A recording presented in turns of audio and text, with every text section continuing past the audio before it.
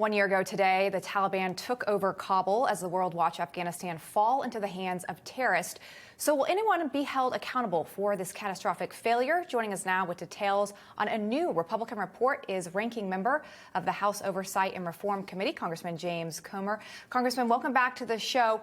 So talk to us about this report. Are you looking to expose information here? Or are you actually going after specific people? Well, I think we're going to go after specific people. It's unfortunate that we have to do that. You know, I think everyone's heart was probably in the right place during the withdrawal, but there were a lot of mistakes made. There were lives cost. And to this day, there are billions of dollars of American taxpayer dollars that are being wasted. We don't have any answers 1 year later.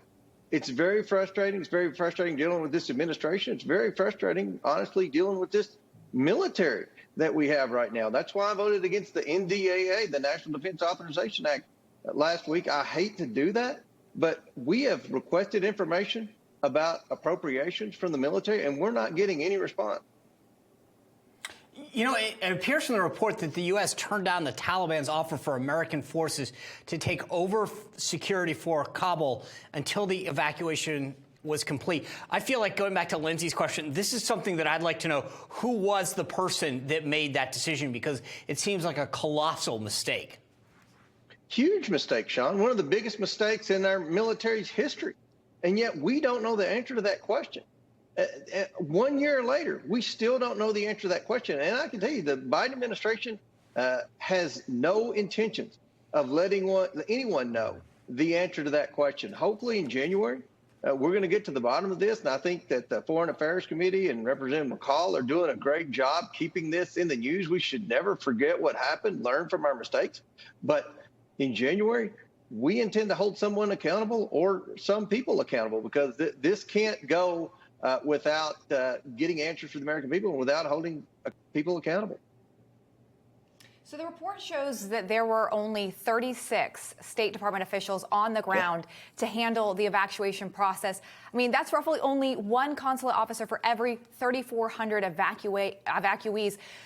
Why is that number so concerning compared to what other evacuations you've seen in the past? It's very concerning. That's on the State Department. And I will tell you, I asked the State Department liaison before the withdrawal, how many Americans are in Afghanistan? And they were estimating around 2,000. Well, we've brought over 100,000 people over here. That's another thing I want accounting of. Who these people were that came over here, were they vetted? Who were the Americans that were left over there? And how did the State Department not have any idea how many Americans were over there before the withdrawal? How are you going to withdraw people if you don't know if there are 1,000 or 100,000 people over there to withdraw? And so I think one reason they didn't have very many State Department employees over there to do the processing is they grossly underestimated how many people were over there. So that's another huge mistake by the Biden administration. Yeah, I mean, there's so many angles to come at this from, that being one of them, the military angle, I mean, everything about this. There is a report that came out this morning that I saw that said that the communications staff over at the White House National Security Council's office is sending out talking points that push back on the report, saying that you guys are cherry-picking information. So have you seen their talking points? Where are they trying to poke holes in your report?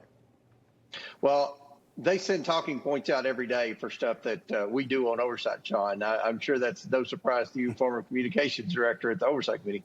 But, you know, the basic question that most people have about Afghanistan is how much military equipment did we have over there?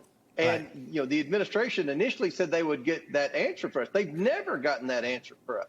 We don't know. We don't know if that's in the hands of the Taliban, or did the Taliban sell that to Russia? Is Russia using that against Ukraine? Are we having to fund Ukraine's military to fight back against our arms that we left in Afghanistan? I don't know any of these questions. It's so frustrating. The fact that the White House would issue talking points to combat Republicans who are just trying to get answers that the American people want is very disturbing. Let me ask you this before you go. Ned Price, the State Department spokesperson, came out earlier today saying that America is in a stronger position now than we left Afghanistan. Do you agree? No, I do not agree. And I don't think anybody that studies foreign affairs or world affairs would agree with that. Our foreign policy under the Biden administration has been a debacle. It started with Afghanistan, and it's only gotten worse to where we are today with China and Taiwan. Exactly.